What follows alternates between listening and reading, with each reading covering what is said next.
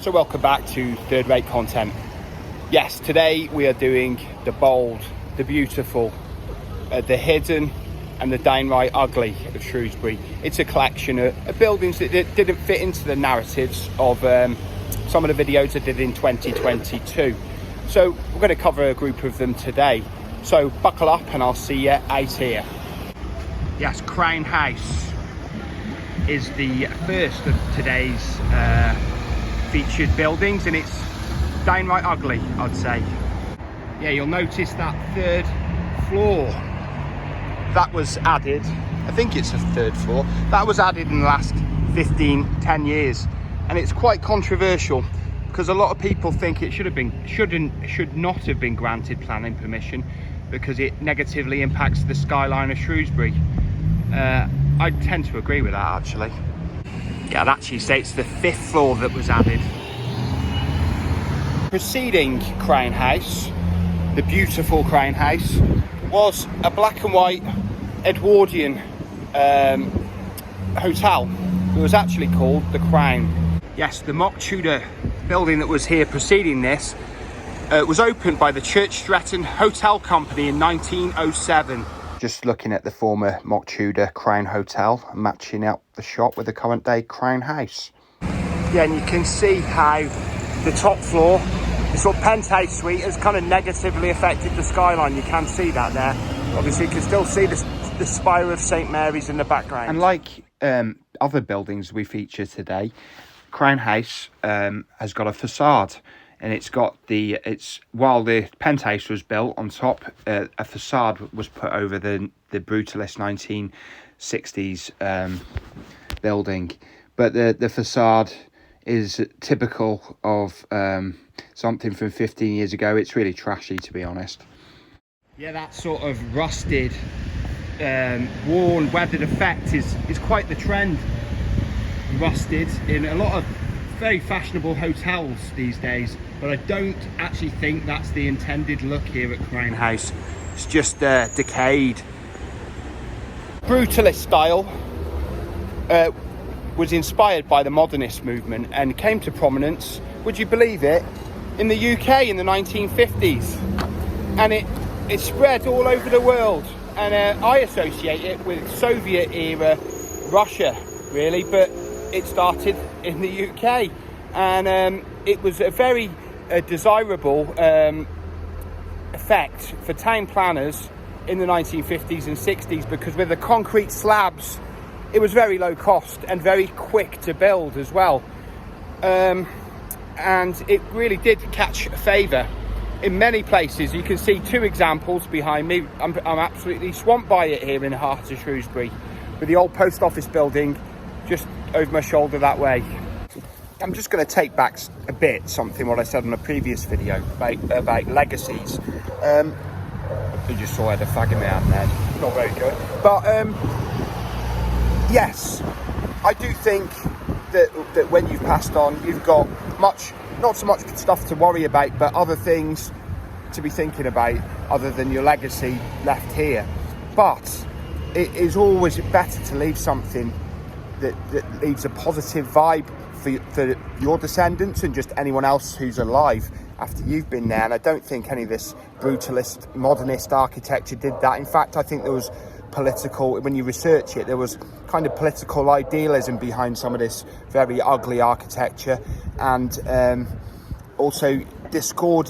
When you research it, the people who thought of it are very sort of Discordian themes, and they wanted to put Discordian stuff going on in the atmosphere all around where this architecture was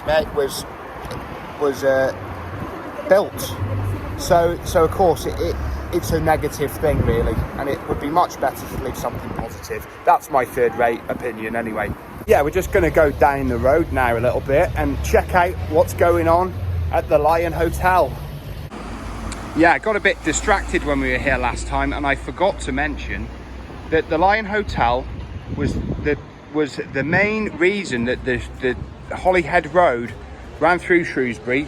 It was over Chester, because Chester was a candidate to have it going through it, but it was the Lion Hotel was the main reason that it was decided to have it have the road pass through Shrewsbury, which was a very big decision at the time, as you can imagine. Yeah, and here on Butcher Row we have the Prince Rupert Hotel. Very historic inn. And open to the public. Very reputed to be haunted. Of course, the legendary Prince Rupert himself was stayed here during the English Civil War when the Royalists held Shrewsbury. I would like to go inside at some point. They do ghost tours occasionally, and you get to have a good look around the cellars there, which are very interesting apparently. I haven't done it, but at some point in future on Third Rate Content I'd like to get us in for an interior tour of the Prince Rupert. Yeah, and here we have Kingston House, cased in the white render. Looks almost Georgian, certainly very neoclassical. But it's actually a timber framed building, another one that's had a facade, but this facade was added in the late 1600s when this kind of style was gaining provincial acceptance. So it really isn't what it seems at all. Square Belvedere roof lights. Yeah, right there, you've just round here, you've got what is now the front of the Prince Rupert.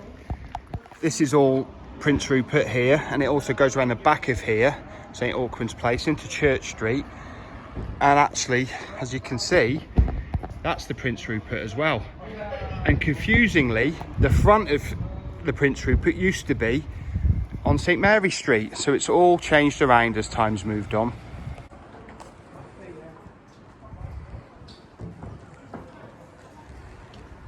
Yeah, this fine timber framed house, originally was owned by another very rich wool merchant here in Shrewsbury.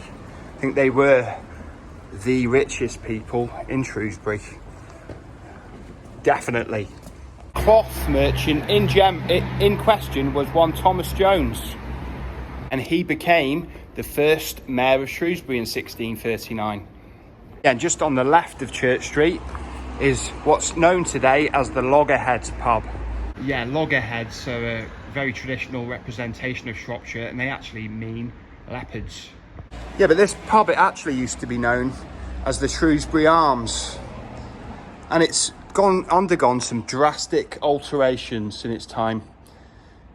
It is actually not a timber framed building, it's a very old, thought to be medieval stone building that then, like many others, was encased in bricks some considerable time later. Can't see it now, but at one point it became apparent that the actual brick frontage had come away from the actual old ancient stone building, but after investigation it was found not to be critical and the building not undermined in any way, thankfully. We'll just have a tiny look inside. Not gonna get a drink. Look at this. Look at that room.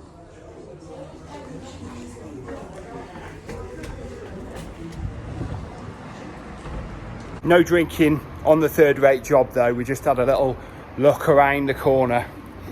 But if you're ever in Shrewsbury, anyone watching this, if you're not from Shrewsbury and you're visiting the area, or if you are from Shrewsbury, why don't you pop in some of these pubs and establishments that I show, that we show on Third Rate Content. It's just an idea, don't have to do it.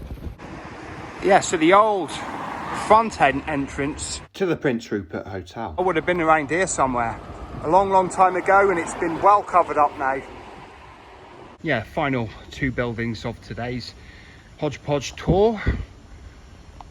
St Mary's Cottage. We have sort of briefly showed it on the shuts videos. We did use the shut here.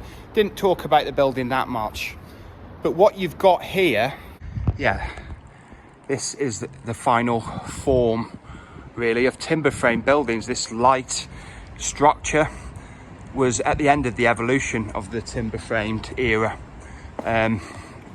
Obviously high timber became very high priced, like it is now really, and economics rules and bricks and other construction methods came to the fore. but this was the final form of timber.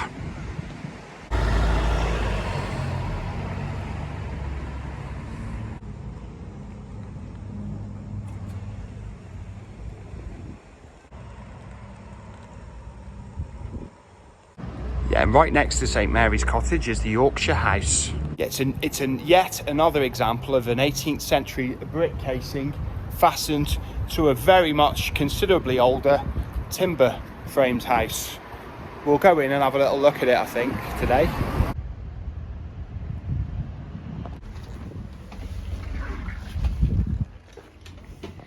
Yeah, so we're in the York now, and it's fully wood clad. Member of staff did just show me, I don't know if you can see that the wood here is actually attached to stone. So it's not as simple as just a timber frame building being clad over with the bricks in the 1700s. Yeah. You really got to watch your head in here. It's low. I mean, I'm about 6 foot. But you got to keep your head low. I mean, you can see it's all timber framed.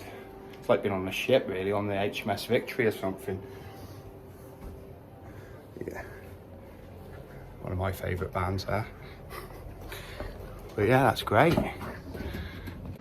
Yeah, the Yorkshire House is actually double older than the brick casing suggests. The origins of the building date back to 1300s, the medieval days. So you had a building associated with St Mary's, because a member of staff has told me in the cellars there is really old stones and signs of a tunnel leading to St Mary's. It would make sense, to be honest, being so close. But the old building was pulled down and a newer building was built in the 1600s, which the brick casing was fastened to. Yeah, very interesting former landlord of this pub in the 20th century was one Gerald Cuft. Yeah, I came across him when I was doing the TR research for this place, and he was the landlord of this pub between 1959 and 1963, and his wife took over after that for a couple of years. Yeah, but what's interesting, considering we're in the landlocked county of Shropshire, is that Gerald was a major TV personality in the late 50s and early 60s while he was the landlord of this place. Yeah, every Monday he would leave the landlocked county of Shropshire, jump on the train and travel another 50 miles inland to Birmingham, where he would play the role of the presenter and the bosun of Popeye. He would introduce Popeye and tell some maritime style stories and answer questions from viewers about maritime themes, and then present Popeye. So obviously, if you were lucky enough to have a TV in the late 1950s, early 1960s, and you lived in the Midlands ATV area, he would have been very well known to you. Though the maritime theme is quite relevant, because a lot of the timbers that we've been looking at in the Yorkshire House and other pubs in Shrewsbury a lot of them have said to have made their way up the River Severn from Bristol, and were actually incorporated old ship timbers from the Spanish Armada, which got broke up around the coast of Britain, and these timbers were then sold on and incorporated into the buildings of Shrewsbury. Yeah, the Yorkshire House, they reckon it got its name from itinerant Yorkshire born workers who were in the area of Shrewsbury, and sought solace in the public house here with their countymen, their fellow Yorkshiremen. So that was the third rate, the bold, the beautiful, and the downright ugly of Shrewsbury. Hope you enjoyed it. I did, and if I don't see you soon, I'll see you 3 times as soon. Third rate content, signing out. Also, don't forget to leave a like, subscribe, and feel free to comment, because I do love a good comment, and I read them all and I reply where appropriate. So once again, if I don't see you soon, I'll see you 3 times as soon. Third rate content, signing out.